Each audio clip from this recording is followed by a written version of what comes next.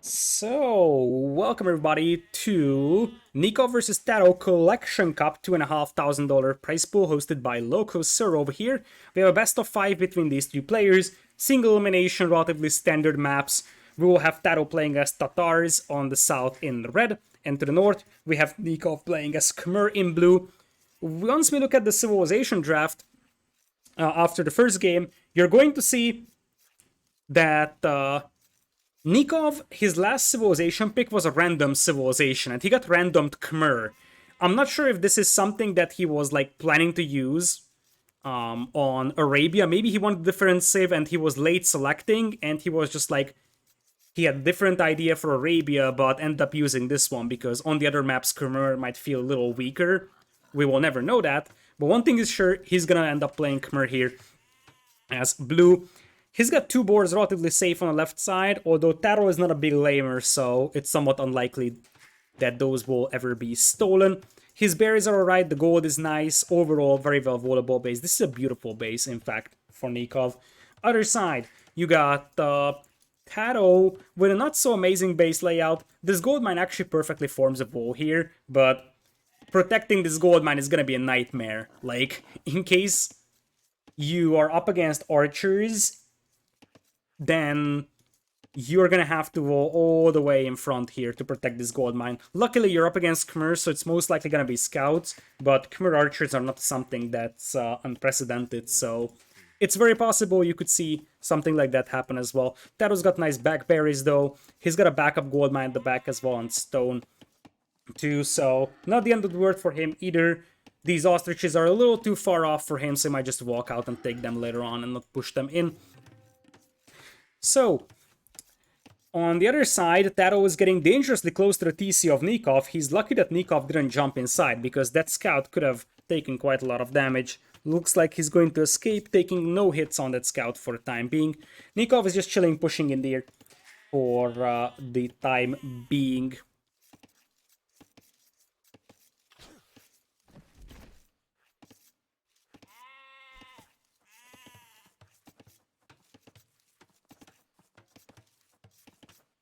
So, we are coming in with the second board for Nicov.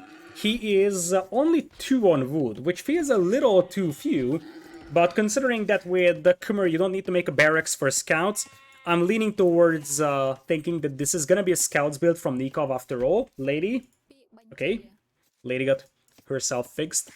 But yeah, 2 on wood is definitely kind of low, so it's probably going to be a scouts play from Nicov here. Whereas on the other side, TaToH is playing 3 on wood, so we're seeing scouts mirrors. Eventually, TaToH will switch into archers, because you want to play cav archers with Tatars. When you want to play cav archers, probably scouts into archers is a better opening, because you will need a stable for bloodlines and husbandry anyways. Might as well do it while you're doing scouts. So, a 4th one coming in on wood. Nicov is doing quite a bit of a walling over here early on, whereas TaToH, he's also going to wall quite a bit on the left side. That's the or right wall that he has to make. It looks like Nicov is not gonna wall all the way out this wood line. He's just gonna go for the smaller ones. That works as well. Obviously, he will have to be careful not to allow scouts to run past his TC, but he will still be good to go. The tricky thing when it comes to Khmer pure scouts play is that you won't have a spearman to decide engagements with, so you won't really have any tools of dealing with the opponent's spearman or just swinging a battle in your favor using a spearman in a scout war. So Nicov might be tempted to go for an early range for a couple of skirms to just pick off spearman. Nicov lost a will? What? Nicov didn't lose a single will. He didn't lose anything. He is still 0-0. So that's not gonna be a thing. There was a villager quick ward over here, for sure, but there was no villager lost. TaToH was lurking around, but TaToH was a full HP scout as well, so I think that this quick wall foundation was just there because of a potential borderler that he forgot about. Nicov is already on the way to fuel age with a 20 pop feudal, goes straight stable. This villager has been idle for quite a while. Whereas for TaToH now, those are the type of walls that we don't often see nowadays in competitive age vampires, super far away. Not sure what to think about that. On one side, I like it because a wall here would be too close to his wood lines and he would have to wall this corner up somehow. But I don't really like this wall either. Like, protecting this is gonna be impossible. If this villager goes back and Nicov starts pushing this with scouts, there's no way that you can get a villager out here in time to repair. There's just absolutely no way. He's definitely walling off like 30% of the map right now, and so we will see scouts from TaToH as well with 21 pop, and that should be a dead villager. There is no way TaToH's gonna keep that alive unless he does a decent quick wall, and he does so. So Nikov's gonna be fine, but Nicov can just keep his scout in here and just try to prevent this wall from going up, allowing additional scouts to arrive. Speaking of additional scouts, there is none. Nicov will just boom here. That is somewhat greedy, I would say. But considering that TaToH is going scouts and Nicov probably knows that, this could work out nicely. Because basically TaToH will do the exact same build, just make a couple of scouts. TaToH won't go for more than 3 scouts here either once he sees Nicov is fully walled. But the fact that he already had to invest into a barracks in the stable is big, and Nicov might just chill and go full boom.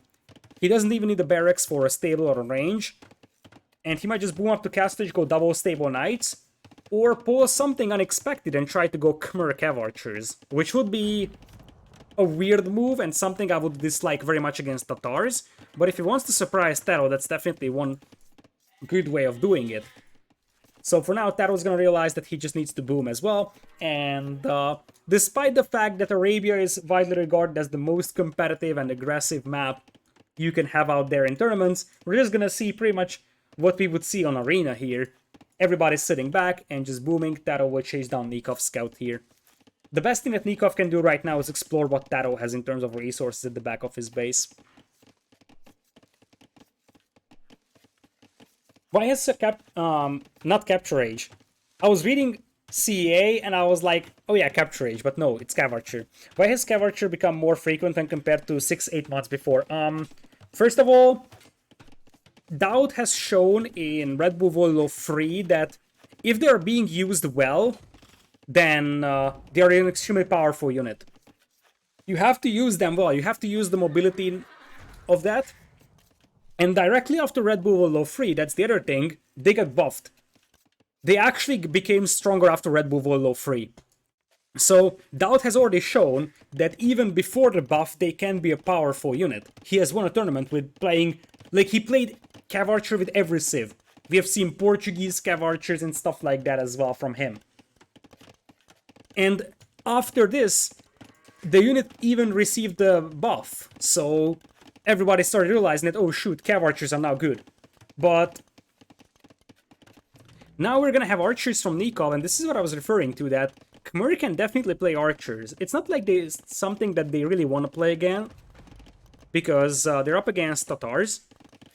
And Tatars will have the free thumb ring, Tatars will have the insane pierce armor in the long run, their Cav Archers. So crossbow is not a long-term solution, or the archer line for Nicov. But it could be something to open with, for sure.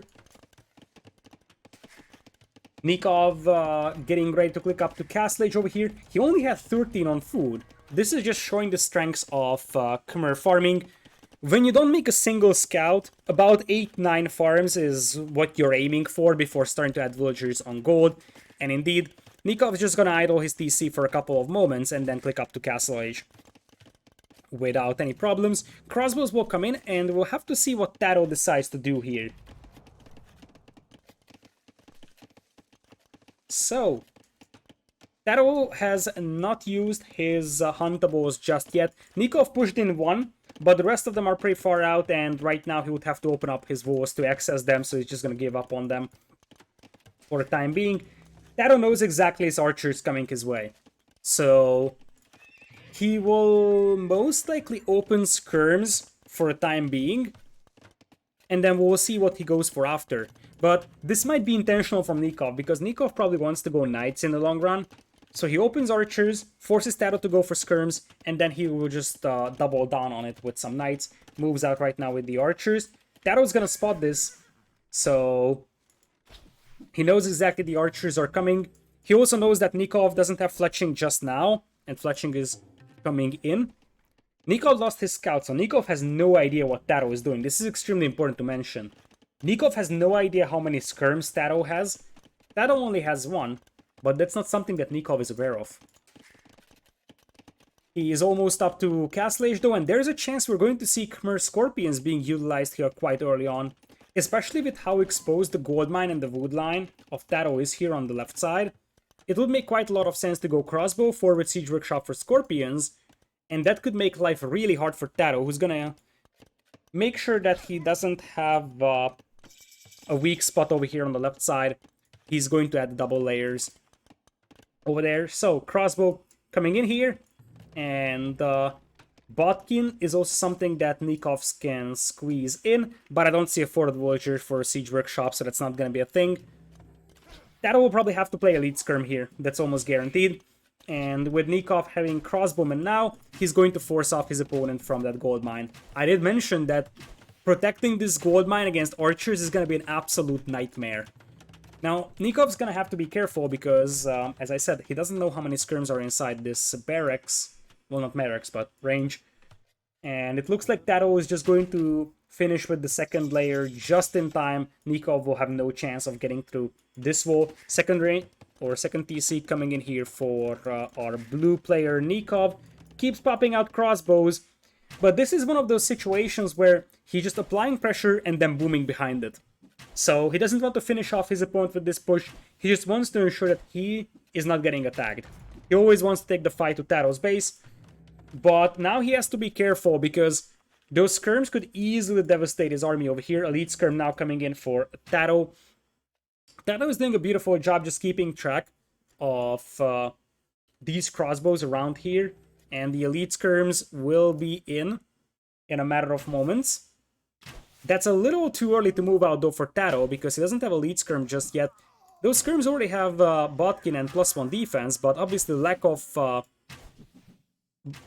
elite skirm upgrade means that they are still not super efficient in this fight, and you could see the result. That was still a fairly acceptable fight for our blue player Nicov. He's already on 2 TCs, TaToH as well.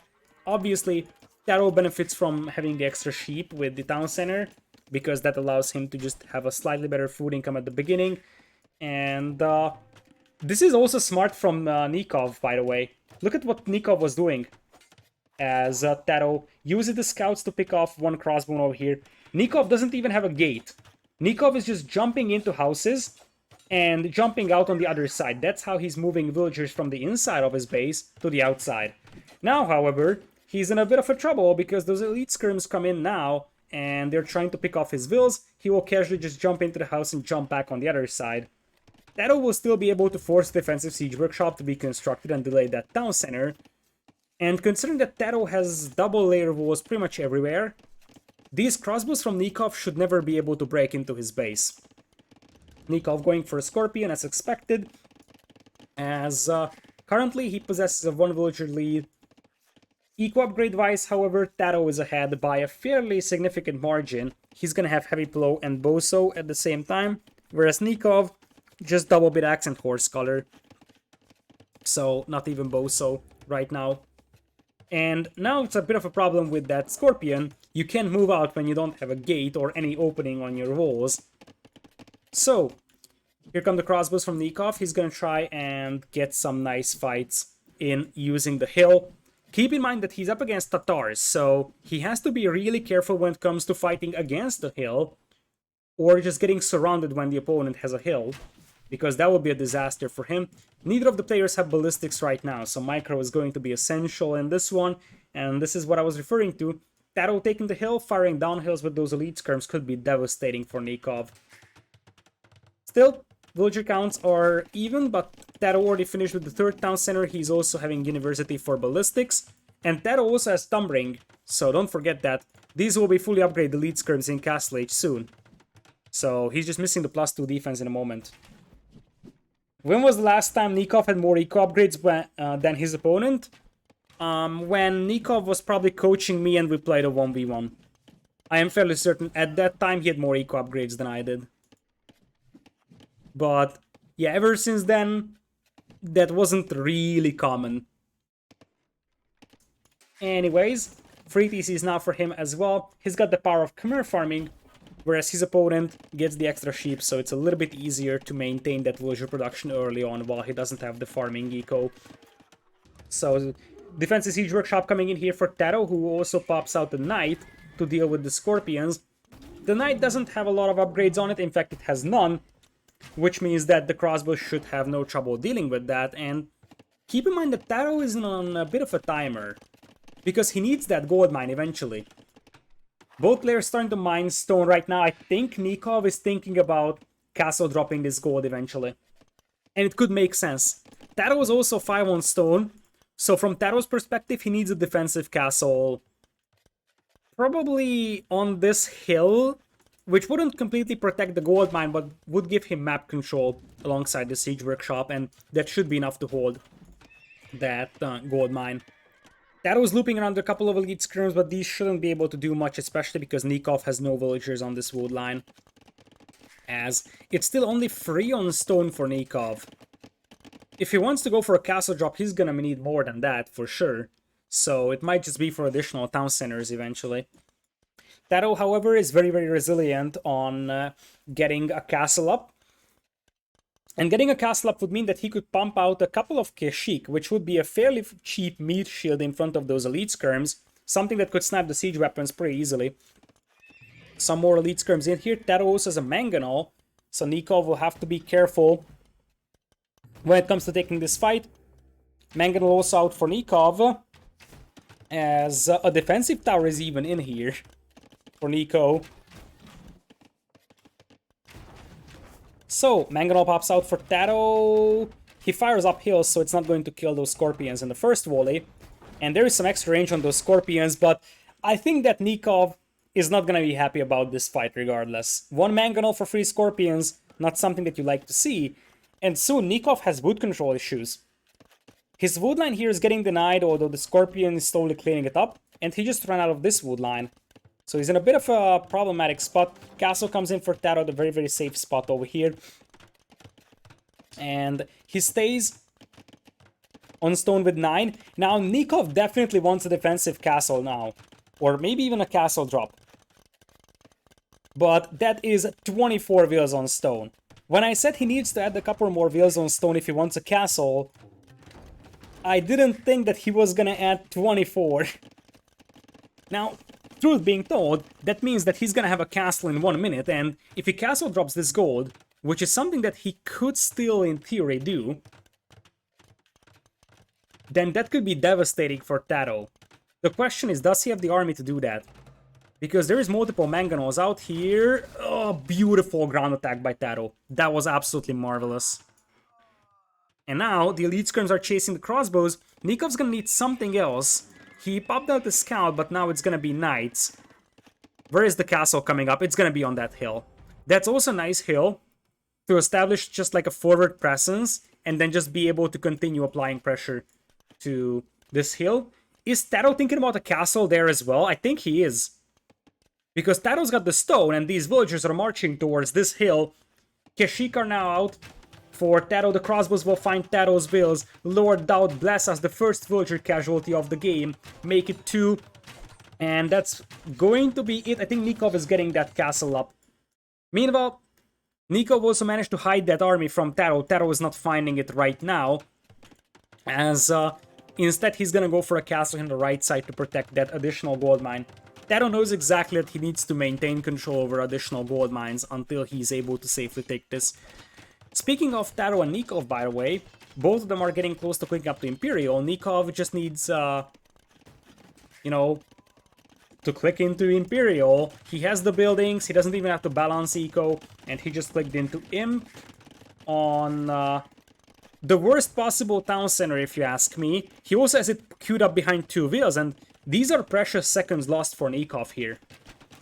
Speaking of precious things lost, though, that is a castle denied. And luckily for TaToH, he's got the skirms nearby, so he will be able to avoid losing more villagers over there. But Imperial Age coming in for both players. Nicov will switch into Cavalry over here. And behind this one, he's going to have a very nice forward position here. I like that he's bashing down this workshop with a couple of knights. It's not gonna do much, but if it just weakens it, that's already a thing, because you want to get rid of this siege workshop here to allow the crossbowman to push this position. It's gonna be a full night switch. Look at this army. This feels like a campaign game. A scout and the mangonel grouped up together, only to be destroyed by a tower and a scorpion here. So, as things stand, the problem for TaToH, as he's going for full Kashyyyk, is that he's gonna have a very hard time taking this castle down. It's gonna be insanely hard to do that. And behind this one, Nicov is also getting this neutral gold mine, and the other neutral gold mine is over here that should be accessible for TaToH, given that he scouted it. +2 defense coming in for both players. Cost efficiency-wise, the Kashyyyk will definitely be better. Both civilizations have access to halberdier to mix in, but you also gotta consider that Tatars have pretty bad armor on their infantry, so Khmer halberdiers are much better. And TaToH wants a castle here, which is a nice spot for him. It's a very, very nice spot, because I think, especially with Timurid siegecraft traps, he should be able to range this castle. Here come the Kashyyyk though for a bit of a raiding, and what a better way to compensate for the fact that you don't have your primary gold than have a unit that just generates gold upon doing damage. And Nikov's gonna have to deal with this one. The big difference between the two players is that Nikov's walls now have more holes on it than Swiss cheese, whereas TaToH is still fully walled with double layers. Nicov was never able to break into TaToH's base. And with that, Cavalier and Plate Barding coming in for Nicov. He's pulling back the Knights to deal with this one, tries to quick wall those units out. A quick barracks even here to come in. But Nicov will need to make sure that he's not getting raided like he is right now, otherwise he's gonna be in serious trouble here. Meanwhile, TaToH will use this diversion to get this castle up on this hill and start popping out trebs. In this one, it's probably just a distant dream and it's very, very unlikely to happen, but I would love to see Khmer elephants fighting against Tatar flaming camels. Elite Kashyyyk now coming in for TaToH. He's missing all the attack upgrades, but he's just now grabbing those. And that's gonna be two very, very sad villagers here really soon. Nicov wanted a couple of houses here, so he knows what's going on that hill. But those villagers will have a very ugly and painful death, so Nicov will just end up attacking that treb. He actually attacked that treb with the vills. Because he was like, okay, I can't do much more with that. Now, Tatars are always renowned for, you know, having that extra bonus when it comes to firing down hills, but even standard civilizations firing down hills can get a massive boost to their damage output, and you see that this castle is just melting here for TaToH.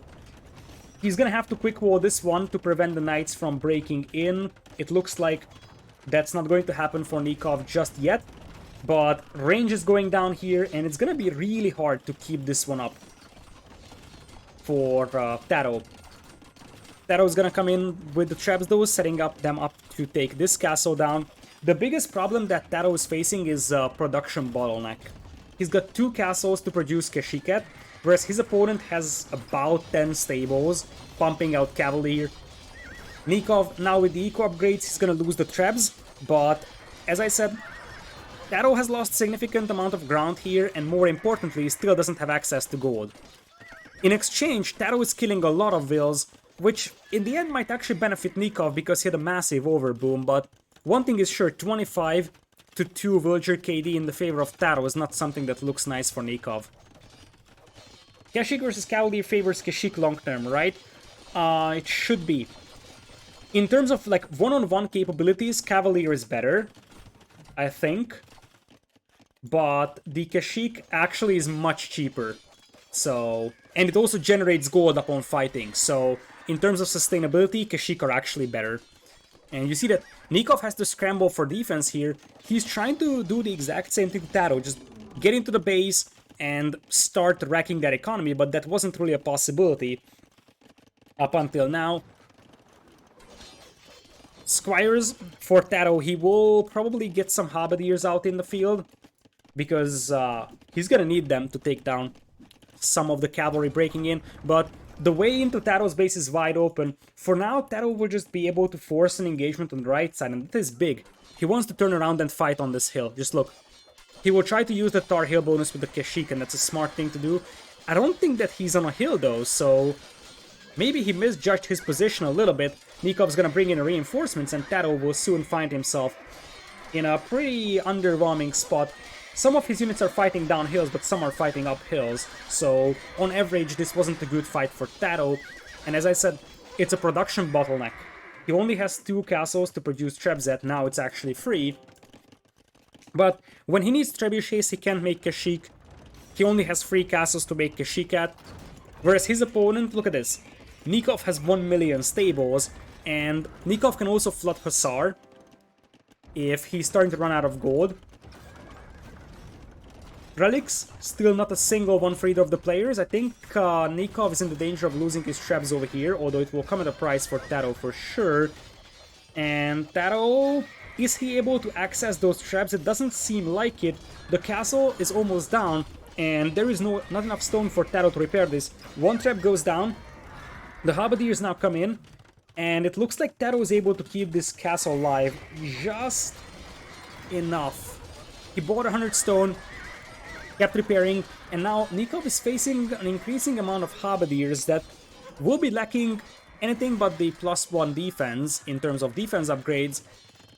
But considering that TaToH is still fully walled and Nicov cannot break into his economy, that might still be enough, and I think that is going to be Arbalest from Nicov.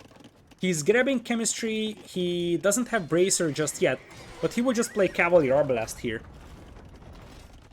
Behind this one, TaToH is able to clean up a castle at the crucial hill here. This is something that Nicov is forgetting about entirely, and that's going to backfire, because that will allow TaToH to take this gold, and he has been taking that gold for quite a while now, even though it's quite inefficient because of those houses.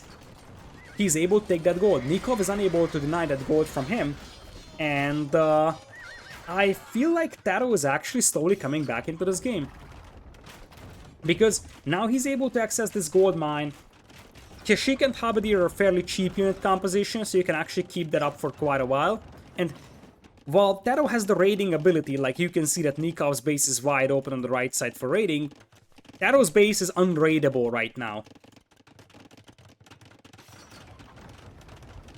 Nicov gets a gate up here in front of his traps to ensure that his opponent is able to snipe them. 3 traps versus 3 traps, but that's hill advantage for the Tar player over here with their traps, and I feel like this is an awful fight here for Nicov. The traps go down pretty rapidly, the traps also helping out from TaToH, and I see light cav from Nicov with only 9 on gold. He's in trouble.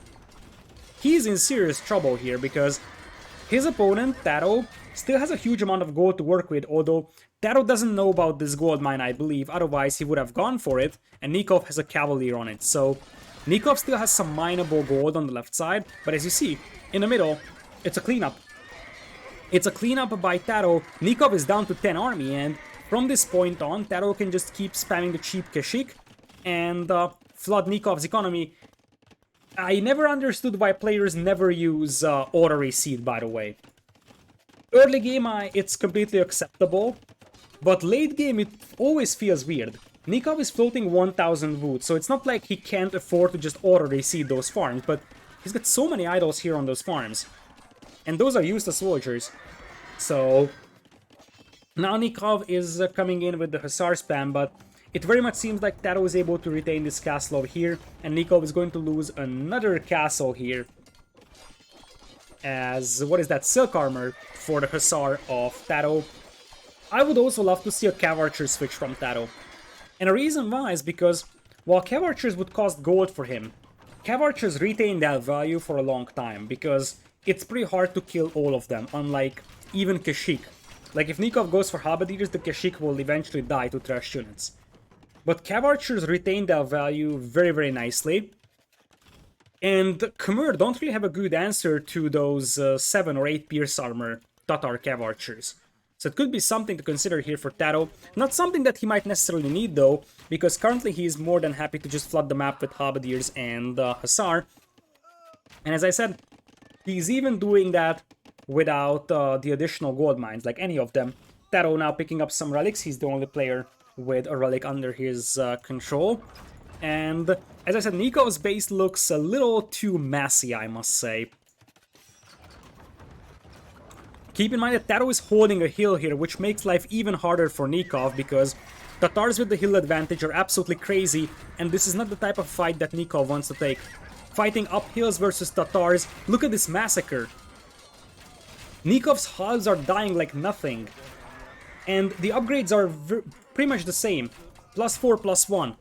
The traps go down, sure thing, but that was Nikov's entire army invested into that, and now this is all wide open for raiding. Kashyyyk are actually pretty good arrow sponges, so 7 pierce armor allows them to just destroy a couple of Kashyyyk over here.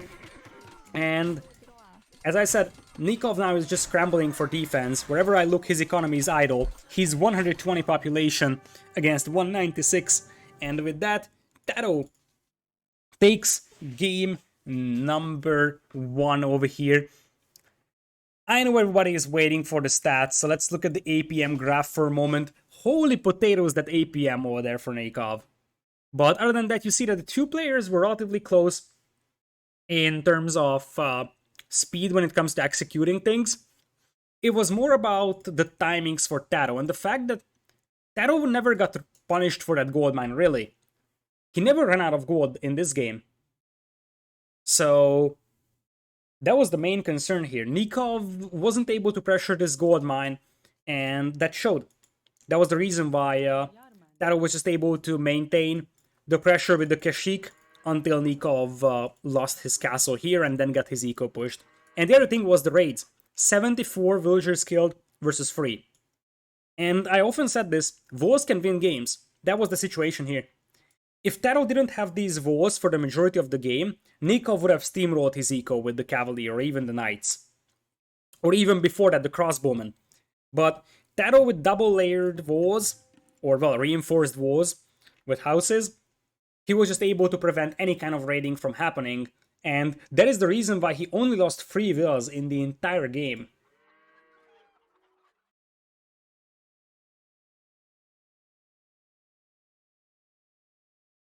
So, with that, we are going to take a quick look at the draft over here. Khmer, as I said, I'm not sure if this was the original plan for Nicov, because you see that this was a random civilization pick from the dice icon.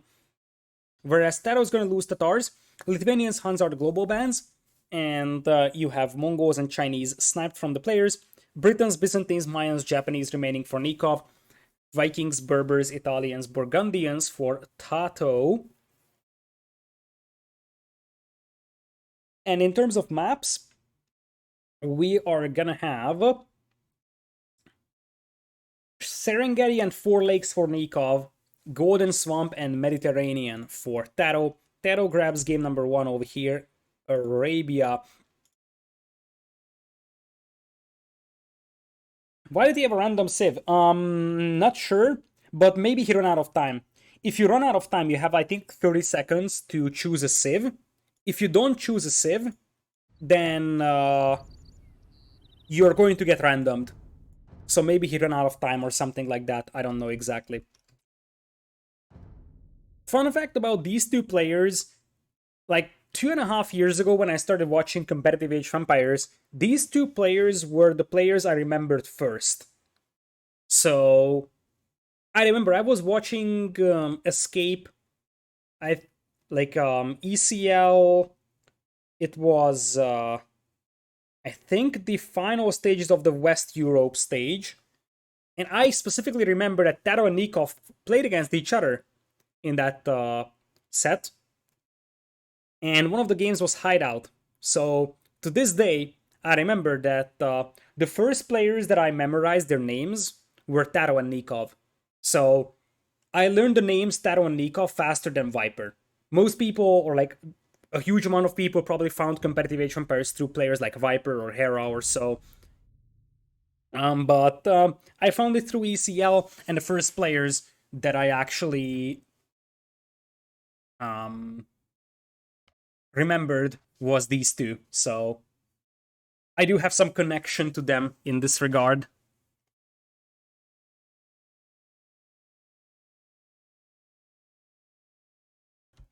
Alright, so they are setting up the next game over here.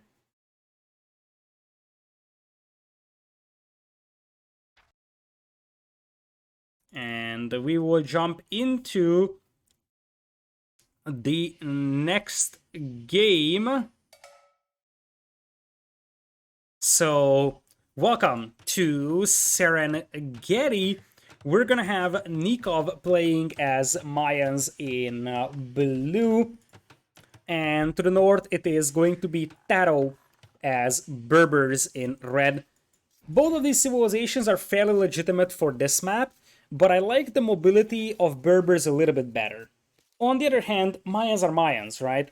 They are super efficient with their economy, they are lethal with their archer play, they can also be devastating with an archer plus eagle play. So there's a lot of things to love about them. The window for TaToH, I would say, is early to mid Castle Age with Berber Knights. Those are pretty cheap, he can mess them pretty easily, and he could easily overrun the crossbows of Nicov, and that would also prevent Nicov from going for eagles or so.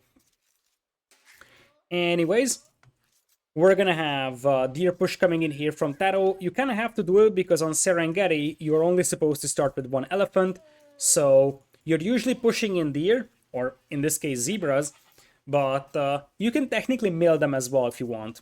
You will still end up milling the berries in most cases though, and just push in the huntables. Not an easy deer push here for Nicov, I'm not gonna lie. It's going to be quite a big distance, and it has elevation, trees blocking, this house blocking. This is a pretty uncomfortable zebra push for him. He is going to find a beautiful lumber camp spot though. Look at this. This is very, very nice and efficient in the middle of those acacia trees. And TaToH is gonna go for the baobab trees. I would have loved to see that lumber camp over there. This is an okay lumber camp for TaToH, but this one would have been a way better lumber camp inside here because it would be surrounded by baobab trees. These have more wood than normal trees, so this is why, even if it's a small patch, it's worth it. Now, one thing that's a little bit scary for Mayans over here is that this map is pretty heavily based on mobility because it's a very open map, and they can go for scouts, right? So, I struggle to see what Mayans can do in Feudal if they don't wall a lot. If they wall, it's completely fine, but without walling, it's going to be quite troublesome. Because the elephant just now coming in here for Nicov. Meanwhile, we already have TaToH coming in with zebra number 3. It looks like he's gonna do some walling here in the front of his base. Whereas on the other side, we are gonna have a bit of a walling as well. The gold mines are scattered a lot more than in the case of Arabia, so it's not like you have 7 plus 4 plus 4 tiles for each player and then 2 times 3 tiles of neutral gold on the map. Instead, here you have much less starting gold for the players, that's guaranteed, and there is a larger amount of gold scattered across the map, so map control is actually pretty vital here. TaToH also likes to play Serengeti, and every time I see TaToH on Serengeti, I remember that TaToH always plays extremely long and grindy games in Serengeti Deathmatch. If you have seen Deathmatch World Cup 2 and 3, I believe, right? The last Deathmatch World Cup was 3, if I'm not mistaken. Or 4? So the last 2 Deathmatch World Cups, TaToH in each of those had at least one series where they played an insanely long Serengeti game. Like 2 hours plus. That's just a little fun thing about TaToH. So this map, even though this is Nikov's home map, is a decent map for TaToH as well, because one thing that TaToH does really well is establish map control and control resources, which is vital on a map that has so much scattered gold. Being able to place key castles in key locations to secure certain parts of the map is extremely important on this map. So here comes TaToH. It is apparently a 20 pop feudal. So he's gonna open scouts. Whereas for Nicov, it looks like he's going full of O's. Is he gonna do the exact same thing that he did here? He's going for a man-at-arms opening, or is it a Droshevsy? It could be a Droshfast Castle. Because he is not clicking up just yet, it's a Droshfast Castle. Interesting idea, a little bit ambitious, but I'm not against it. It's somewhat predictable that your opponent is gonna open scouts, And because of that, if you just wall yourself, you should be all good to go going into Castle Age.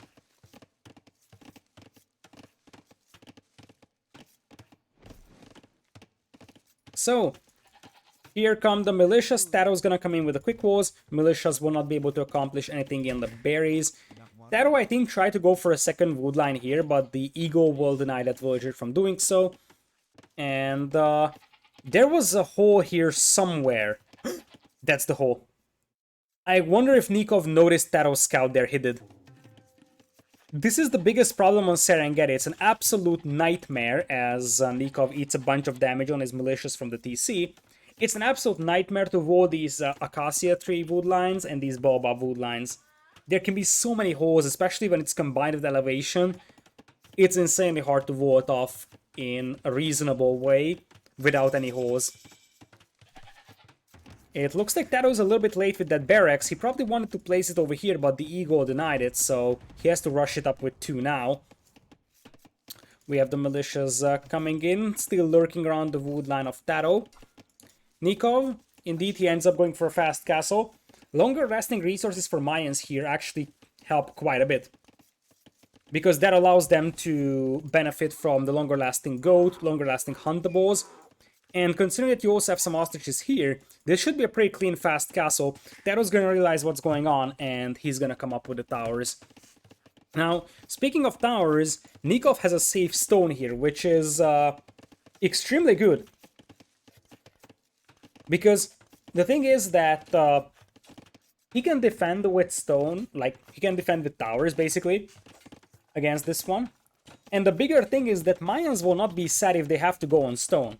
It's not like, I don't know, Khmer, for example, that you don't really get much of a benefit from a defensive castle other than, you know, a castle that's defending your base. Mayans also benefit from that because they can go for plumed archers right away if there is a defensive castle up. Obviously, it's a long-term thing, but Mayans going on stone is not something that they will be very disappointed about, for sure. Meanwhile, there is still nothing going on here. The Eagle and the militias are still knocking on the walls. TaToH just keeps repairing and he should be alright. Second layer of walls coming in here for Nicov, trying to just contain the damage as much as possible. TaToH also went on stone, so he will continue to play towers, but reality is that he managed to stop Nikov's fast castle here, because Nicov doesn't have the food to click up. Or does he? He's still taking ostriches. It's not going to be a super clean build from Nicov, but with the hunt, he may be able to go up here in a relatively short amount of time. And considering that he's not getting directly threatened by these towers, it could make some sense for him to just go full on stone, like 7, 8, 9 villas, and when he reaches castle, just go for a defensive castle immediately. Not even go for a single counter tower. And it looks like that's gonna be the case. It very much seems like it's gonna be a straight plumed archers play, because otherwise he would be thinking about making a range. He's going for Market Blacksmith, which is a sign that he probably wants straight plumed archers. Second tower coming in here from TaToH. And it looks like Nicov is gonna play it safe, go for the defensive tower for the time being. TaToH should not accomplish much with this aggression. So Nicov is looking like he's in a good spot, especially because these huntables will still give him some extra food to work with. And that's gonna help quite a bit getting to Castle Age. He does have the gold for it, but doesn't have the food right now, and he's quite low on food in general. Anyways, the tower goes up, and it is gonna go down immediately. Who would have thought? So this tower is not going to accomplish much for TaToH. TaToH can't do much here, to be honest.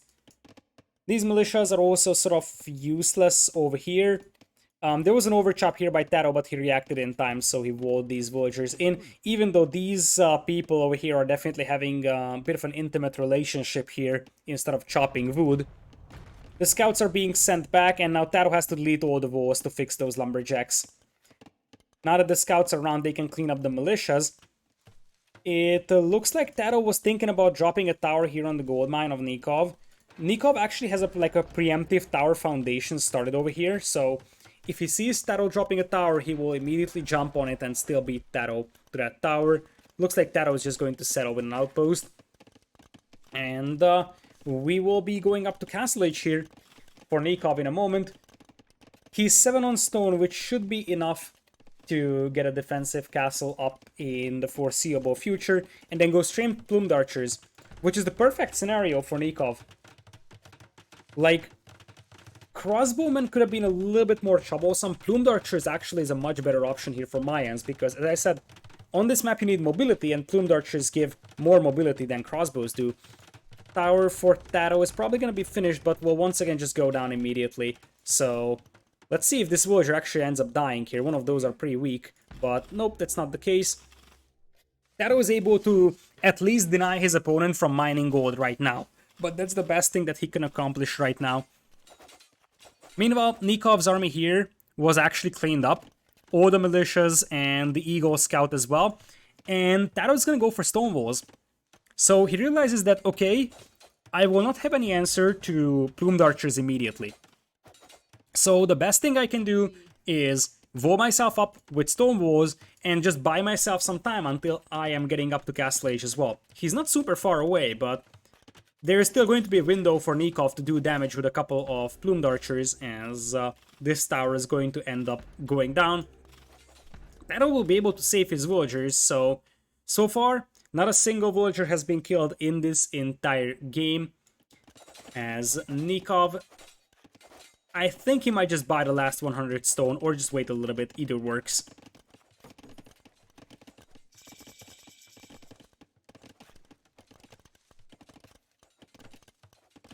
So, Boso coming in here for Nicov, not something that we commonly see from him.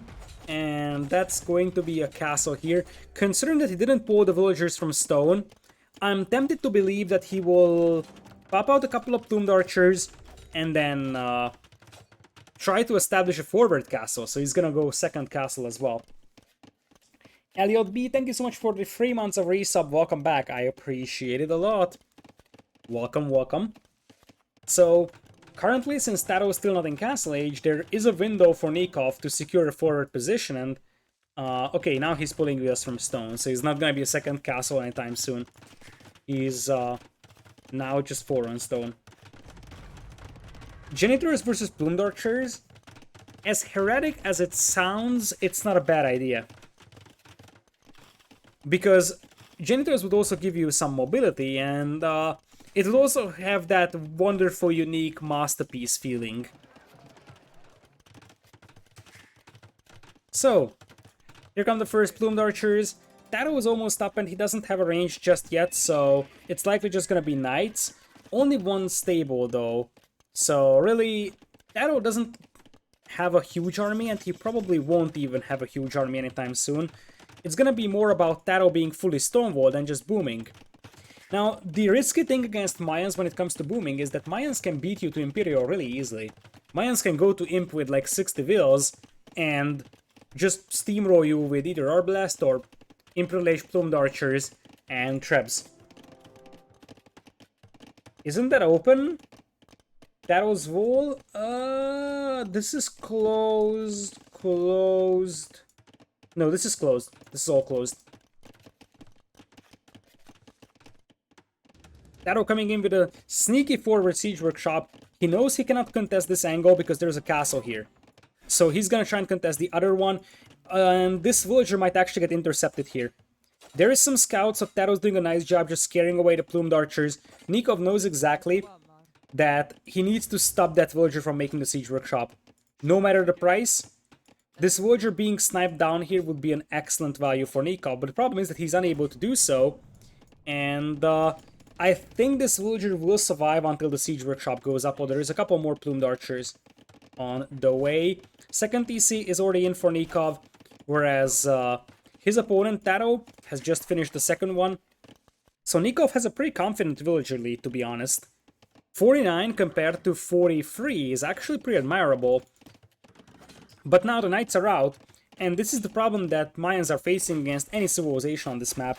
You don't really have a good answer to early Knights. You need to mass archers to be efficient. It's not like Nicov really needs to move out of his base, But it's not like he can just sit back and chill either, because there is definitely some weak spots on his walls, and the Knights will try to exploit that weakness. A third TC coming in here for TaToH with these villagers that used to be the forward vills at some point. So for now, Nikov's gonna revol. He also goes for the stone walls. As open and aggressive as this map's supposed to be, it's admirable how defensive the players are playing. Everybody with stone walls and double layer walls and stuff like that. Nicov still has 5 on stone, but I don't think that he's enough stone in this deposit to get a second castle up. Mangonel dance coming in. Nice shot from Nicov, but it ends up being a 1-for-1 trade.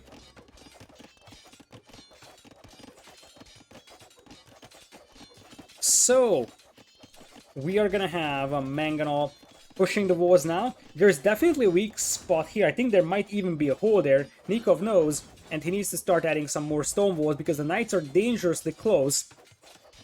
But they're not running in just yet. And every moment that Nicov delays this one, he's gonna have a bigger and bigger group of Plumed Archers. Something that's desperately needed against a force of cavalry like that.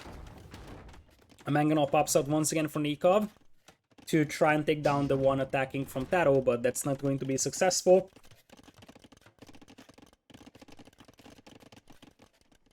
As TaToH will keep besieging this area because the house is now the weak spot on the wall. You're not getting through the stone walls, but you can try getting through the houses. And that is why Nicov is already adding stone walls behind. He knows exactly that his opponent will try to get through those houses now.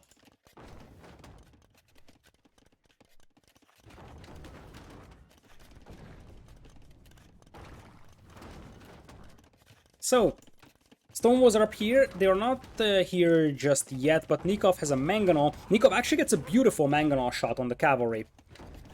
So, many of those are now weak. And it looks like the Plumed Archers are lurking around the right side. Nicov is only on 2 TCs, TaToH is on 3, but as I said, you gotta be careful when it comes to booming against Mayans, because if you look at Nikov's resources, he's not impossibly far away from Imperial. So, if he actually... Oh, petards! Oh, Nicov with the masterpiece. He's like, okay, you can have your stone walls, I'm gonna run in with petards. And one thing is sure, if Nicov is able to hold this wall over here, which is gonna be a challenging one, he's gonna go for defensive castle. If this castle goes up, I think Nicov is all good. But there is a chance there is a hole here. Yeah, there is a hole there. Oh, the castle's going up just in time. By the time TaToH commits to this one, the castle is up. And that's going to guarantee that Nicov will not lose a single will. A Mangonel pops out. That was, I think, a bad decision from Nicov. He lost his own Mangonel this way. He traded 1-for-1 at the end, but maybe he wasn't in the immediate need of popping out right in the face of those Knights. Anyways, here come the Barrel Boys, and they are ready. They are absolutely ready to knock through the walls. TaToH isn't expecting this, that's for sure. Here comes the blast, and now Plumed Archers inside the economy of TaToH. That's going to be an absolute nightmare to clean up. And remember that behind this one, Nicov is not far away from Imp. Still, TaToH's gonna pull the cavalry back, and he's got TCs protecting key parts of his economy, but the idle time on him is already gonna be pretty considerable. So, it looks like Nicov might even go and disengage. TaToH knows that he needs to rewall this one really fast. He already has the stone wall foundation there, and I'm not sure if it's worth it for Nicov to lose all these Plumed Archers over here when he hasn't killed a single villager. But let's see what he can actually accomplish here. He will soon have to fight, but Plumed Archers will be satisfied taking this fight. They don't have any armor upgrades, they only have the attack upgrades, but this is going to be a cost-efficient engagement here for Nicov, who clicked up into Imperial. TaToH also clicked up as well, and two players have pretty similar economies. One thing to consider is that Nicov doesn't really have good production right now. Only 2 castles against a Berber player that can flood cavalry could be dangerous, but there's a chance we're going to see Nicov just teching into Halberdier. I don't see that just yet. The first villager casualty of the game just now, Nicov still without ballistics or thumbring, so It's actually crazy that we have a 32 minutes game and not a single villager has died up until now.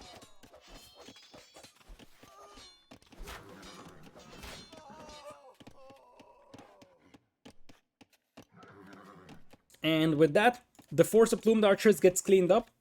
One has to wonder if this was worth it for Nicov, though.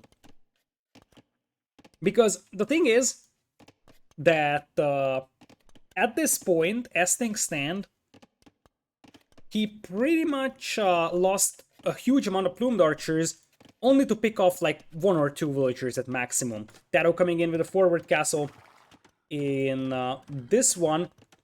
He actually ended up killing 6 vills, which is better than what I expected. But still, if you consider the fact that he needs those plumed archers in a good mass, then it's still something that's a little bit problematic for him, because TaToH is not that far behind in aim timing. If he gets to like 25 Cavalier, then it's gonna be a disaster for Nicov. Another 3 villagers will go down here for TaToH before he realizes what's going on. But Nicov will need halberdiers here. I don't think that he can just win this one with pure plumed archers. Not because plumed archers are bad, it's because you don't have the good numbers here for Nicov. Nicov is grabbing ballistics and bracer right now. TaToH knows that he needs to wait until he gets his own upgrades in.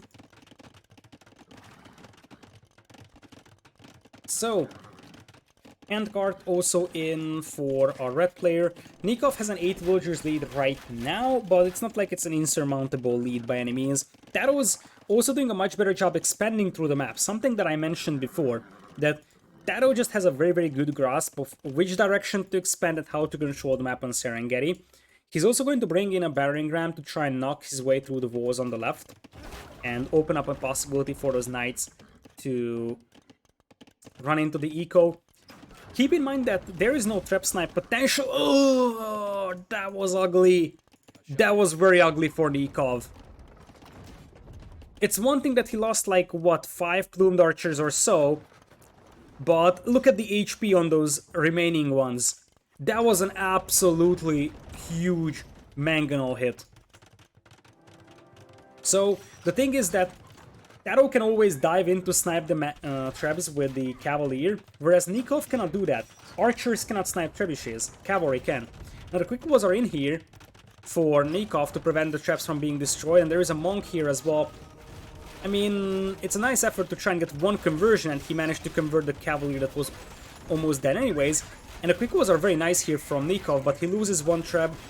Still, it looks like TaToH is not happy to engage this one, as the plumed archer numbers are steadily rising, and once you get to like 30-40 plumed archers, it starts becoming a much more significant problem for TaToH. TaToH's gonna end up being able to destroy that siege workshop, so the way into Nikov's base is wide open right now.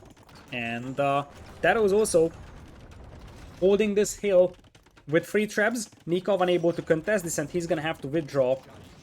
Looks like we're gonna have halberdiers now from Nicov, as he's going to start coming in with the plumed archers again. He's going for this part of TaToH's eco, and this part is also pre-exposed.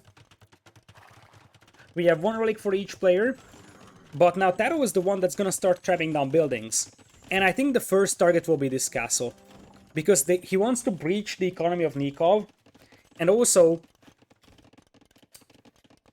if that castle goes down, that's going to hurt the production of Nicov even more. Do Mayans get redemption? Nope. Mayans is the only American civilization that doesn't get redemption. So, 3 traps now being set up over here. And if Nicov loses that castle, he's gonna be in serious trouble. Because he needs those castles for production. He would only be in the possession of 2 castles if he loses the one inside his base.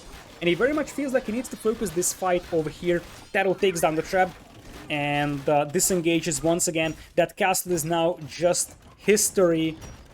And I think that TaToH could set up these traps over here and maybe even take down the TCs, or maybe even the castle here. This castle still standing, and this is looking better and better for TaToH, I'm not gonna lie. Onager would be nice for TaToH, yes, but it's expensive and it's slow. TaToH's playing a different game. TaToH's playing the game of stretch out the defenses of Nicov and take down castles game. And I see fletching. It's gonna be Janitors. It's gonna be Janitors from TaToH. I like it. You could say, why Janitors when you could just go Skirms, but population efficiency favors Janitors and mobility favors Janitors as well. You can actually have a very, very fast-moving and very, very versatile army with Cavalier and Janitor, but who am I to tell? TaToH is tacking into Elite Skirm. Sag. I feel sad now. This was an opportunity for a Janitor, and it would have been the better choice.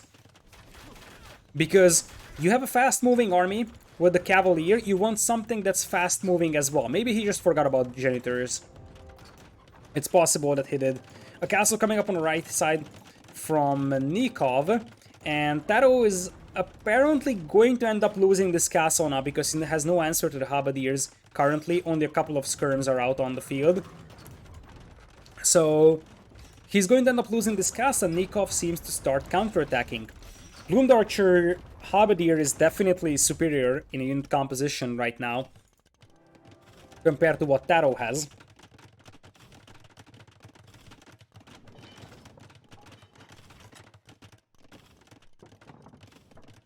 So, still Elite Skirm in here for TaToH, Ring Archer Armor, Ballistics coming in, another castle comes up. TaToH still has better map control, and he's sitting on 3 relics as opposed to 1, so clock is ticking a little bit here for Nicov. He could easily take this part of TaToH's eco down though, and that would be a big blow to TaToH. But one thing to consider is that TaToH has managed to strip the right-hand side corner Baron of resources. So Nicov doesn't have a huge amount of map control, as here's the big fight. The Cavalier diving on the Trebs. The Trebs were actually fighting and shooting downhills against the skirms, so this is a disaster fight for TaToH. An absolute disaster fight for TaToH. Oh, his cavalry goes down. And when the cavalry disappears, the skirmishers will suddenly be very exposed to the Eagle Warriors. And considering that Nicov already teched into Squires, infantry defense upgrades, mixing in a couple of Eagles is not really a big challenge here. So the only thing that isn't actually helping Nicov right now is that he's lacking map control. But if he was able to clean this one up on the right side, he would secure some for himself. And he just needs to spearhead an assault right into the base of TaToH and finish him off before map control starts becoming a thing. TaToH takes into light cav here. So he probably will try to conserve his gold, play for a long game here, because he still has an insane amount of gold left all across the map that he's mining, so there is no other reason to switch to light cavalry this early. Most villagers are dead here, and TaToH is down to 103. TaToH is the one shelling this castle up hills though, and he's got bombard cannon support, so counter-trapping this one is gonna be tough for Nicov, and what's gonna be even tougher is dealing with this raid, something that could entirely annihilate his food eco. There's a defensive castle here, sure thing, and this is a risky move from TaToH, because if he loses these Cavalier, he will lose a significant cavalry force, and he's gonna struggle against Eagles eventually. In fact, Eldorado Eagles might be enough by themselves for Nicov, because Eldorado Eagles are actually pretty competitive against Cavalier, and there is no Paladin for Berbers, so Nicov might actually be alright going for just full Eldorado Eagles. He doesn't have Eldorado just yet. His economy is still pretty much destroyed though. That's the big problem. Look at this economy, it's very, very massy. Idle time is probably up in the skies right now. If you look at worker efficiency, there's a pretty decent discrepancy between the two players in here. The Halberdiers and the Eagles died in the middle of the fight, but the Plumed Archers live, and that's what matters for Nicov. Keeping those Plumed Archers alive is pretty significant. But now another castle is being trapped, and he's down to 2 castles already. Losing another one is something that Nicov, I don't think that he can afford. On the bright side of things for Nicov, TaToH is only elite skirms now. There's still 20 cavalry, but most of them are in here and not in here on the battlefield, so just a handful of Eagles could be very, very helpful at dealing with the skirmishers. Look at this, 60 elite skirms from TaToH, and another castle falls from Nicov, who just taps out because he realizes that, oh shoot, the back of my base is wide open, and without castles I won't have Plumed Archers. TaToH edges out another victory here. 2 pretty close games, but both of them goes into Imperial, and then TaToH prevails. Very, very similar in how they actually played out over time. Looking at the APM graphs once again, this was like this APM peak was Nicov microing his plumed archers. You can clearly tell which was the times when Nicov microed his plumed archers a lot. These were the peaks that you're seeing over here. Economy-wise, TaToH had the slightly more gold, overall slightly better economy than his opponent. KD was pretty close, but it's about destroying castles. If you're up against the plumed archer force like that, you have to destroy castles. So the real deal is this building KD. 14 building kills versus 9, but out of that 14, I think 4 of them were castles. So the ability to take down this castle here, then one castle here, those are extremely huge losses for Nicov, and that is one of the things that catalyzed the victory here for TaToH. And with that, on the first home map of Nicov, we also have a TaToH win. We're going to the second home map of Nicov, which is going to be 4 lakes. I'm also going to show the draft off. So Mayans are gone for Nicov and Berbers are gone for TaToH. 4 lakes is going to be Japanese or Britons most likely. Whereas on the other side, what is 4 lakes for TaToH? Is it Italians? It would feel awkward. TaToH never really got insane 4 lake civ. Vikings only works if you don't have to fight on your own pond because you don't have fire galleys. So Vikings only works if you guarantee yourself that you are not gonna have an opponent's dock on your pond. Italians makes more sense to me, or Burgundians even. Burgundians would be an intriguing idea, and you know that TaToH is an architect of new builds. I can see TaToH going for Burgundians on this map, because you could get a bunch of nice things. For example, being able to get gill nets in Feudal would be a pretty significant eco upgrade as well. So that is something I can see. What are the other maps that we could play? We have Golden Swamp and Medi.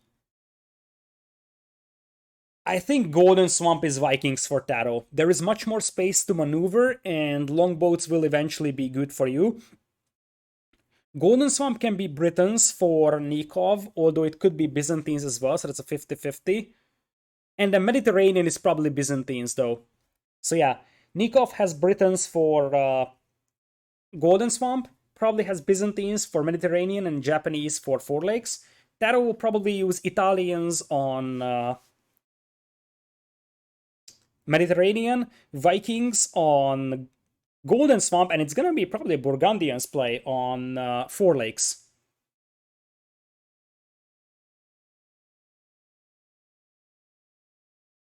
So, let's see if we have a game. But yeah, exactly. Vikings is not a good civ for 4 lakes because you need to play galleys, you cannot play fire galleys. And you just don't have the ability to maneuver your navy on such a small pond.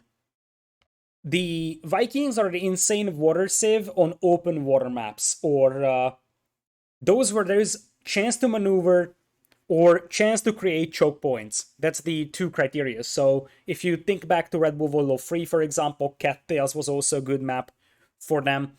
Golden Swamp is a very, very good map for them as well. On 4 lakes, considering that you have fishing eco working as well, the impact of wheelbarrow and handcart are much smaller. Then you don't have a very, very diverse tech tree. In fact, you have a very, very one-dimensional tech tree. You struggle to protect your own fishing economy if you get dogged. It's not a good civilization to play with on 4 lakes. I mean, it's probably better than some other, but Golden Swamp is much more reasonable as a Vikings map, and then 4 lakes should be Burgundians, and it looks like I was right. Japanese versus Burgundians. Definitely an unconventional civ matchup, but if there is one person that can pull up a Burgundian masterpiece on 4 lakes, that's gonna be TaToH. We're going to have him on the north in red as Burgundians, and on the south, Japanese for Nicov in blue. So, looking at the pawns over here real quick, you have a fairly well defendable pawn for Nicov. I would borderline say that it makes some sense to send one villager out here and wall this one off, like this single tile. Then you can just wall like this, and it would actually protect your fishing eco from potentially getting docked by the opponent. And that's always a possibility, even with Burgundians. Nikov's base is fairly well defendable from the left and the right. The middle is very bad though. This gold is at the bottom of a hill, in front, very hard to defend. This is an extremely problematic position here for Nicov. Meanwhile, for TaToH, he doesn't have a lot of good wood lines. He's got one that's like medium-sized and front wood line. This one is very small, this one is very small, very open right side. His gold mine is nice, but making sure that his opponent isn't docking him is something that's going to be pretty challenging. And in general, just protecting his base is gonna be quite problematic for TaToH here, because it's very open from all directions. We will probably see double bit axe coming in fast, and I am fairly certain TaToH has a build order for this one. So he will probably grab double bit axe when he can afford it. And that's going to help popping out fishing ships, because you will have a better wood income. That's probably part of the plan here for our red player.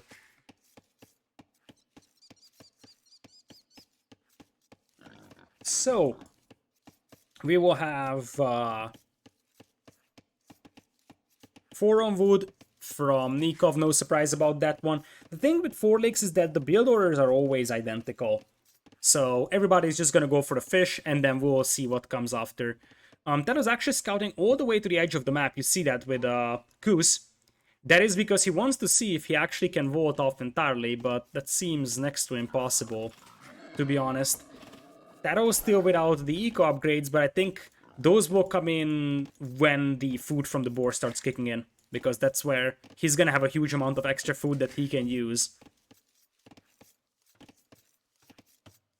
So here comes TaToH with the dock, and neither of the players are actually forward with their scouts, trying to take down the will of the opponent, as TaToH's gonna double down this with a dock.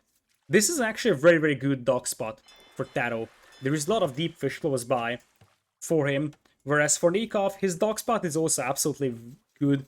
2 very close deep fish overall. I know it's a house, but there will be a dock. Like, I know that you can build a dock here. That's a house. But the next thing that you do after a house is a dock. And then you make another house, and then you send this villager to shorefish. It's the exact same thing you do on this map every single time.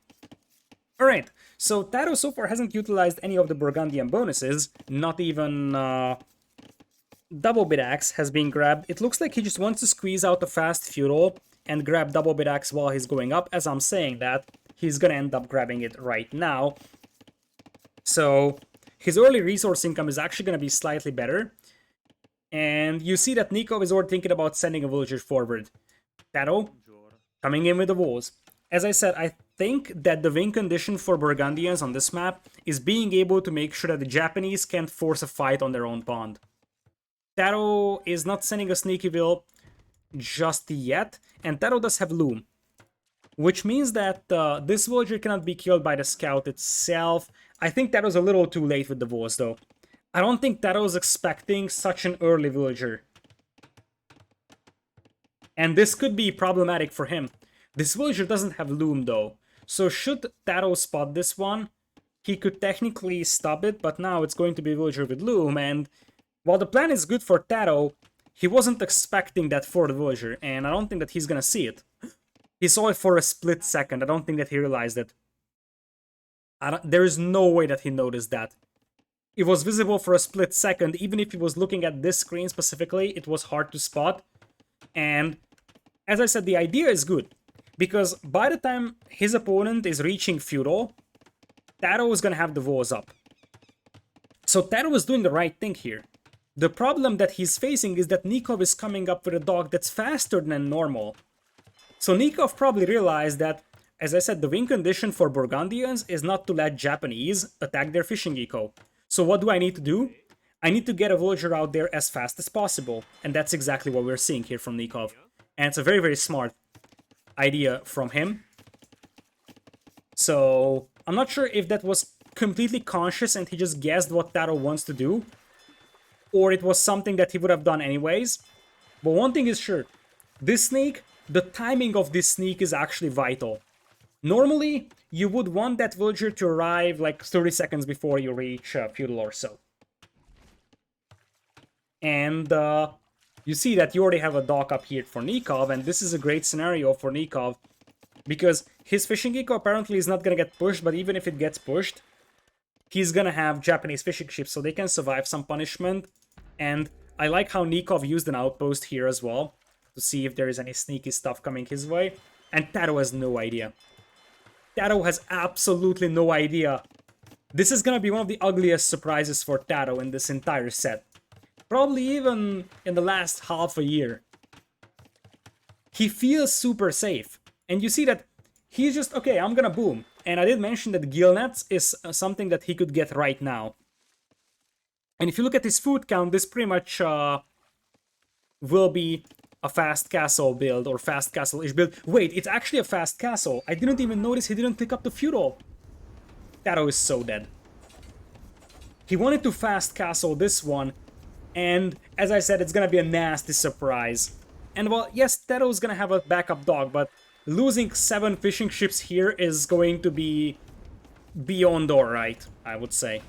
So he's just gonna lose his entire fishing eco, and that pretty much means that by the time he rebuilds it, his opponent is gonna catch up in castle-ish timing. The fishing eco lost here completely cripples TaToH's game plan. Because if these fishing ships weren't killed, he would have had enough food to click up to Castle Age and just go for maybe even fast Cavalier. But this is why Trumpers can be decided oftentimes in just split seconds. If Nicov sends that villager 20 seconds later, maybe this doesn't happen. Maybe TaToH would be on the way to Castle Age by now.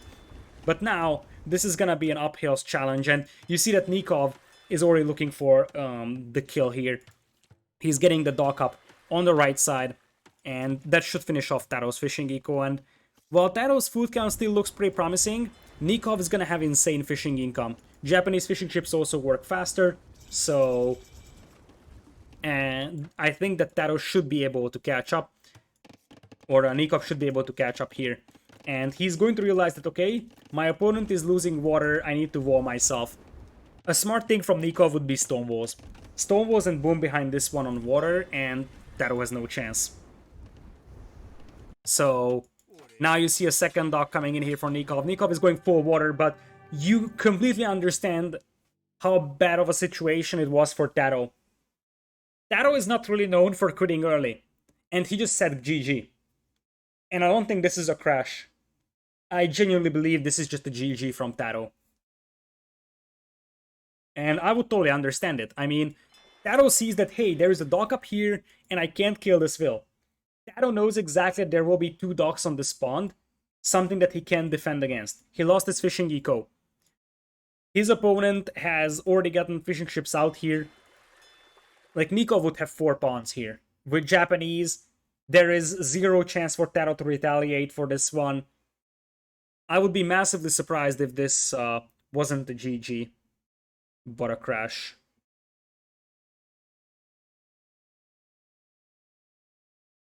So, it looks like we're going back to the lobby over here. A quick strike back from Nicov. This is one of those games where it was like... It was one lucky/unlucky moment depending on whose perspective you are in at. Because that's exactly what happened. It was lucky for Nicov that he sent that villager early, even though obviously it was a conscious decision to do so. But it was lucky that it wasn't spotted. Unlucky for TaToH that Nicov sent the villager faster than he anticipated it. So that's basically the core idea in this one.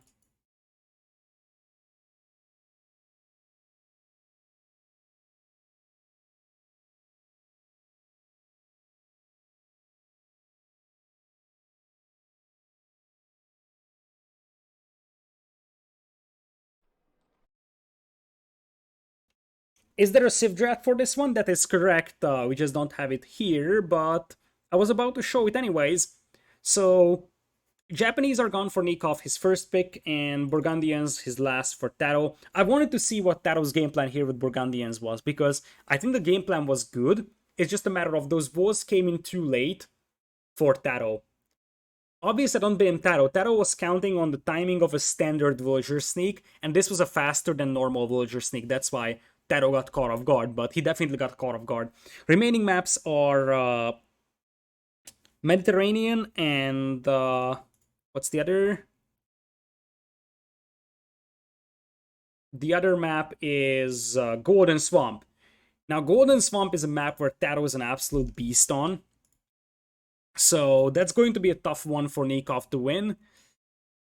Mediterranean, it's a 50-50. I would say that TaToH should go for Golden Swamp here, because that's his best map, and he could finish the series right here, right now, if he actually wins this game. And it looks like he thinks the same. Golden Swamp is the name of the game. Vikings will be used here from TaToH, and Britons for Nicov. Two very, very different approaches.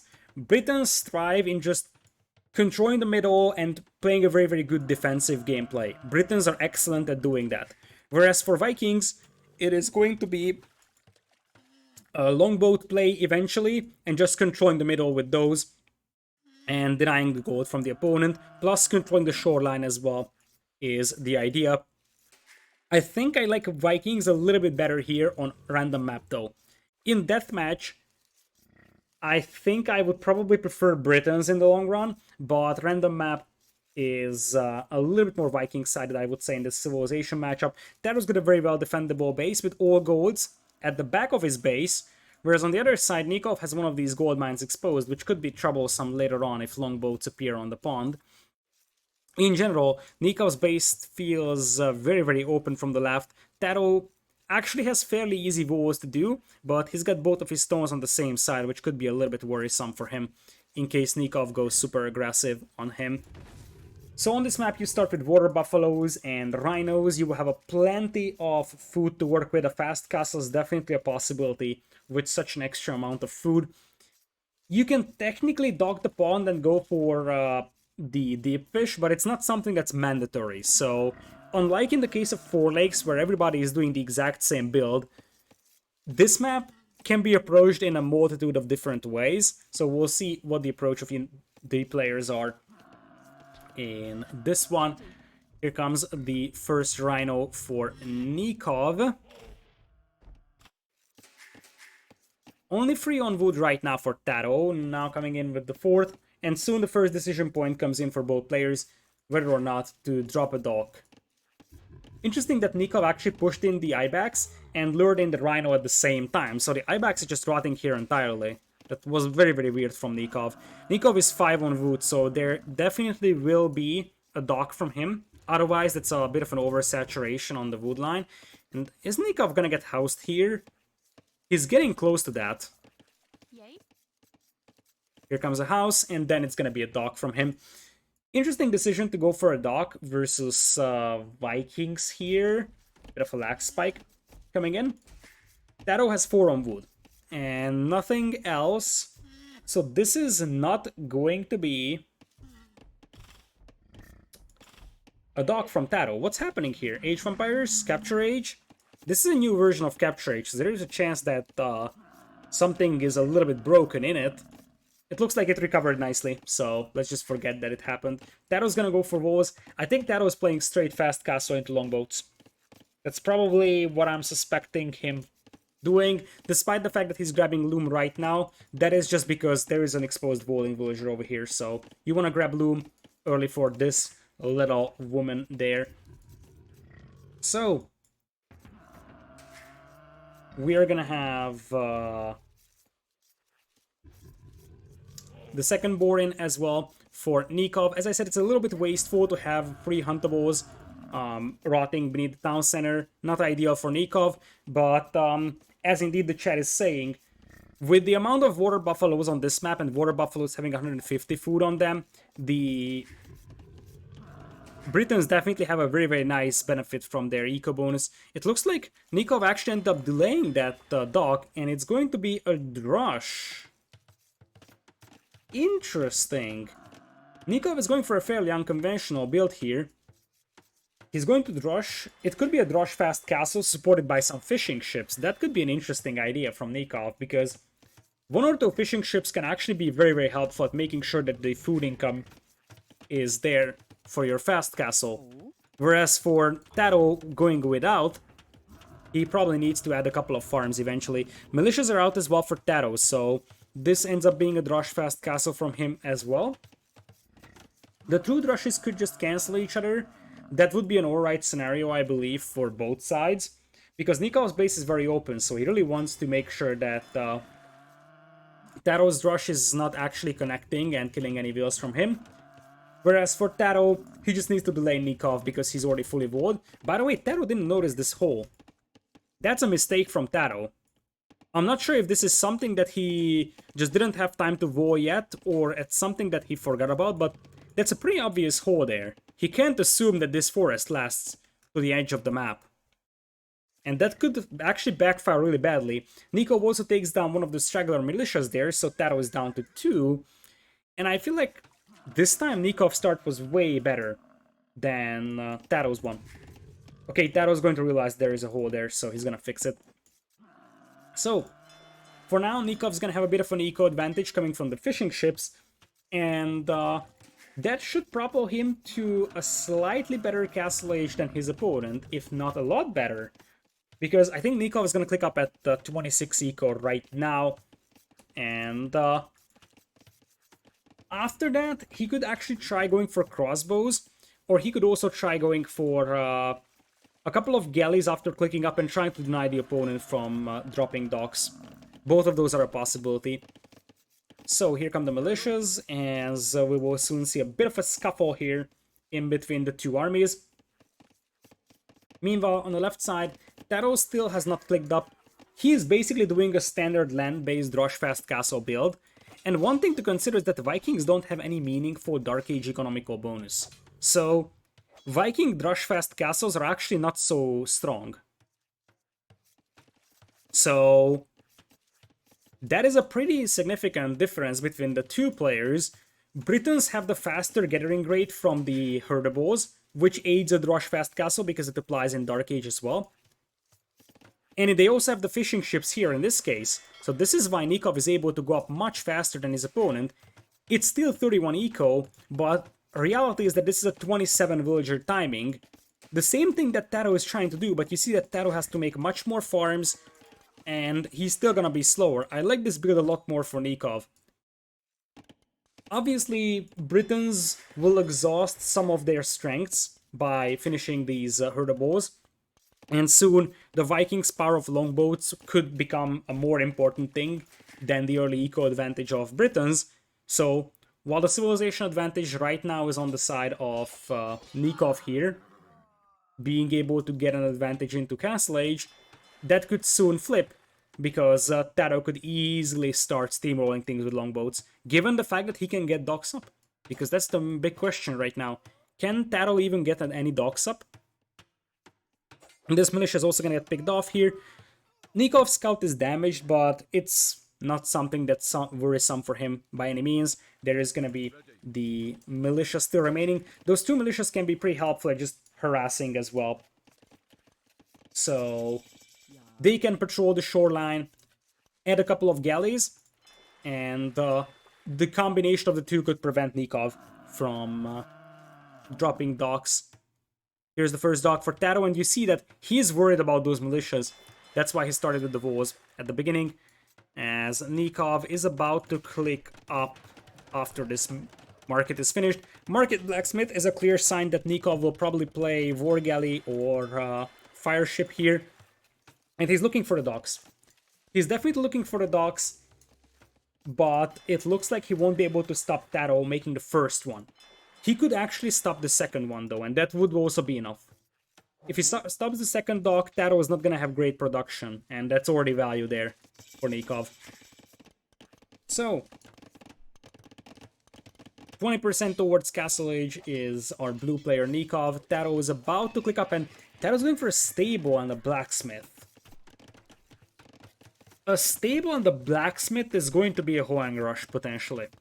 This is something that TaToH, I think, did a couple of times before on this map, as he isolates one of the militias from his friend, and we'll just engage this one. I think that this militia still wins, right? Because it has one more attack compared to the Vil. It's gonna be close! And yeah, with the galley coming in, that dock isn't going up. TaToH's plan to go for longboats is probably gonna be gone in a moment. So, the next thing that he could do is sneak a villager around, go for a forward siege workshop, and just push knight and siege. Because if Nicov commits his resources into navy, then he's gonna be exposed on land.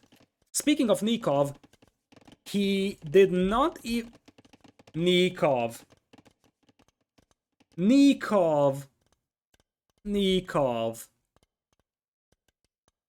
He's also assuming that this is just closed. Shouldn't fires be better to secure water control fires into castle drop on the Gold Island? No, longboats would eat your fires. And fires also can't stop villagers from making docks. Because the villager, if it's surrounded by walls, the fires can't shoot over it. So, the galleys are much better at preventing your opponent from docking. And you see TaToH knows it. TaToH knows it's here, and we know how TaToH thinks. There is the forward sneakyville. Like, this villager won't even stop until it gets a siege workshop up here. Now, one thing that TaToH shouldn't do is reveal his scout, and this might have just saved the day for Nicov. Because I think now Nicov realized that there is a hole. Now, obviously, TaToH didn't know that Nicov is here. He probably suspected that Nicov doesn't have any villas around here. But now you see that Nicov is going to realize that there's a hole there. But let's be honest, Nicov could have been punished really badly for that hole. So now the quick walls are up. There is no way for TaToH. He could actually yoink a will here, maybe. Nope. Oh, Nicov! That was a big mistake! Nicov! If he actually doesn't send away that will, he would have killed the scout faster than the scout kills the will. He was one hit away from 2 wills to finish that scout. And he was like, okay, I'm done, I'm just gonna keep walling, and that's gonna end up killing a will. Not the end of the world, because there was a villager killed here in the docks by Nicov as well, so it's still even villager count. And, well, obviously, there is handcard for the Vikings player. In exchange, Nicov has fishing eco. Still, I believe that that is something that was an avoidable loss. There's the forward siege workshop, and this is what I was referring to. The knight and siege push from the outside is something that's pretty popular among GL players in general. When it comes to this map, Nicov is just gonna go free TC boom in though. So, capitalizing on the cheap Britain TCs, he just wants to use those fishing ships as a catalyst to get a free TC boom up. TaToH just not going for the second town center over here. Nicov, good old-fashioned no eco upgrades play from him, just now grabbing Boso. Not even horse color on his farms right now, which is a little bit worrisome. Vorgal is now trying to harass the front of TaToH's base, and this is why I said at the beginning that the fact that your gold mines are here at the back is actually pretty valuable for TaToH. It basically means that Nicov cannot deny those gold mines with the ships. There's the forward siege workshop, and Nicov is going to be in for a nasty surprise soon. Here comes the Mangonel, takes the shot on the wall, and a second Mangonel is going to come in as well. Nicov is going to have to scramble for defense, comes in here with the houses, siege workshop as well on the way for him, and he will soon probably see a monastery, because he's going to try and convert some of those knights as well. Apparently there is a hole here, which will make life much harder for Nicov, because those knights can just dive in and snipe Mangonels. The trap! Nicov with the trap. I'm gonna slow-mo that. Because that was a majestic trap. Here come the knights. Nicov is gonna realize what's going on. Goes for a pulse side over there. And goes for a house over there. Beautiful trap from Nicov. And those knights are now history. Absolutely marvelous. And now the siege workshop is gonna come up. Nicov is ahead by 10 villagers. There's still some knights trickling in, and there's already a monastery for TaToH to convert back the knights that were already converted. Nicov is gonna send villas on stone though, something I like. You send a couple of villas on stone and work towards defensive castle, because eventually defensive castle is what you want. Nicov also has a forward position in the middle. He's gonna have a monastery to pick up this relic with. And there's a chance that Nicov could do guard tower defense. I think that would be the appropriate thing to do here. Go guard tower defense because you don't really have space for a castle. Guard tower defense into castle in the middle and then just defend the middle style play. One furrow here for Nicov as he deletes the house to take down the Mangonels. 12 villagers lead right now. for Nicov, and keep in mind that this is one of TaToH's favorite maps, so TaToH really likes to play this map in every single setting. That match, random map, no matter the tournament, TaToH always likes to pick Golden Swamp. So, still no docks here from TaToH. Nicov is doing a nice job controlling the shorelines, although I think he could be patrolling these ships a little bit easier. Okay, now it's doing that on the right side. Left side, he needs to patrol here as well, in case TaToH wants to sneak around. So, it looks like TaToH is going to change the angle of approach. This Mangonel is venturing too much to the outside here by Nicov, but he could sandwich that army in there. That would be a nice idea. Pull one Mangonel from this side, pull one from the other, and just destroy those mangoes. Or just let them into your base and finish it off. Nicov is really heavy on stone, and I don't see a single tower, so it's probably going to be immediate castle. The question is where? Honestly speaking, I think Nicov could castle drop TaToH. Like, a castle here would be ballsy, but it would destroy TaToH's economy, and it's not like Nicov needs a defensive castle immediately, right? Like, Nicov is in an acceptable position. I'm not saying that he's in a great spot, but he's got a slight economical advantage. He's holding with Mangonels. That's a nice shot from Nicov. Takes down one, takes down two, and it's gonna be 2 for free for Nicov. That was a decent fight for him. Not ideal, especially because knights are in and there is no overchop on this wood line, so those knights could actually be pretty troublesome as TaToH is trying to convert the villager. Just in time. Look at that quick wall from Nicov. That was beautiful, and it looks like Nicov is gonna play it safe, just goes for a defensive castle. I don't blame him for it, because this castle is definitely going up, and he can still remain on stone and think about a castle drop after. Speaking of castle drops, TaToH is 10 on stone, so it's very likely TaToH is also thinking about something very, very similar, as Mangonel now pops out, tries to take down the monks over here. Nicov is going to drop a TC just to make sure that these units cannot actually inflict a lot of damage. I think a couple of longbows being mixed in could also be very valuable for Nicov. Being able to pick off monks from a distance would be a nice value. One monk goes down. And look at Nicov. He's quick-walling that Mangonel and trying to prevent the knights from just rushing it down. Nicely done so far by our blue player.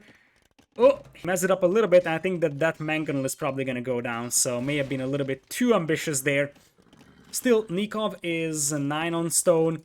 He has managed to get a defensive castle up, so I don't think that this will accomplish that much more.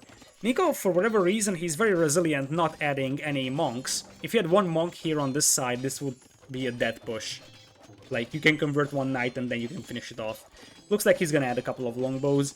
He does have fletching on them, but that's basically it. And what is Nicov up to?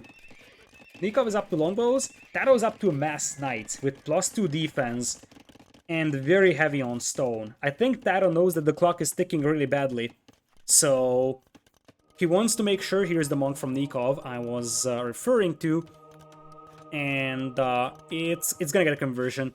And now Nicov probably needs to lead that. Or nope, he can just yoink the monk because that monk was low HP.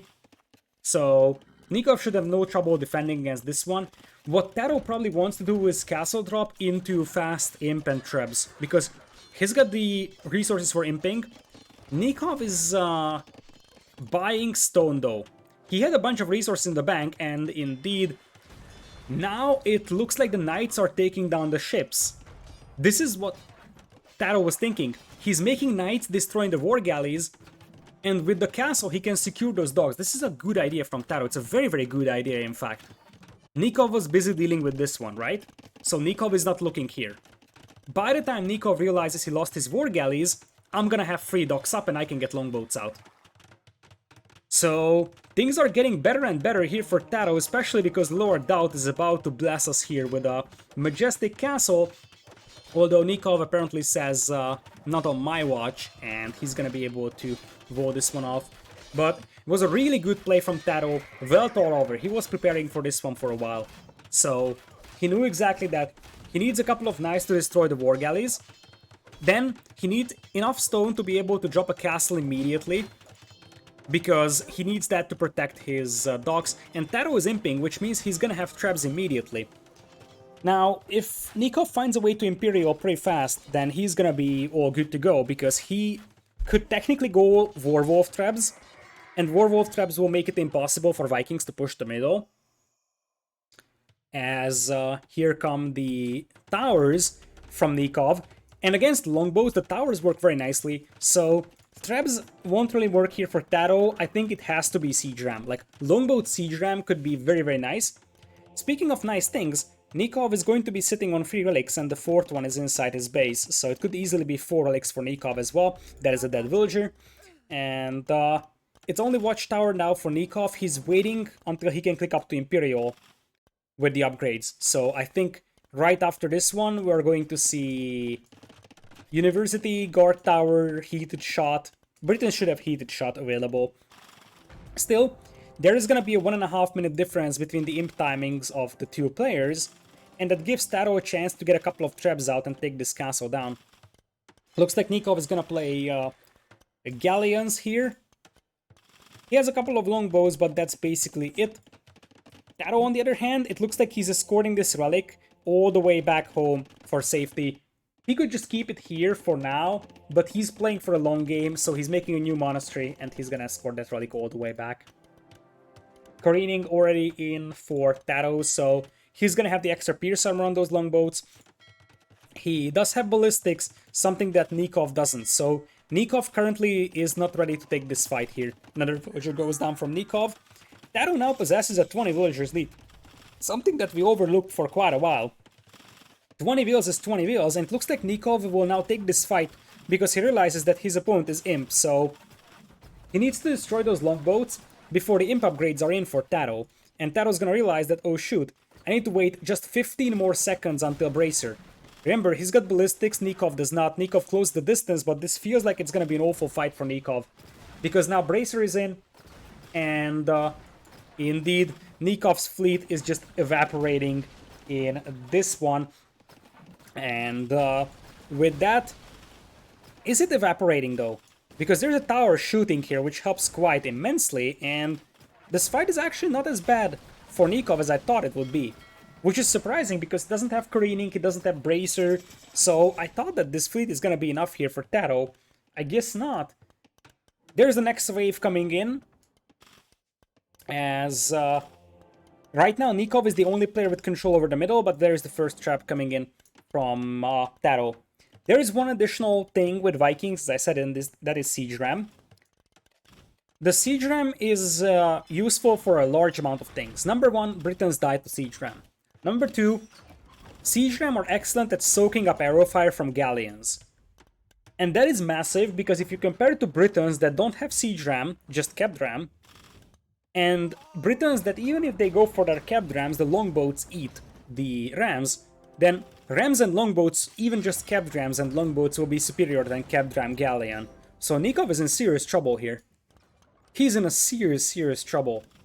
And you see that TaToH's already attacking into Rams. He knows exactly that if he mixes in a couple of Rams, then that's going to be a perfect unit to just soak up arrow fire. TaToH already has chemistry as well and careening, so the upgrades are slightly better here for TaToH.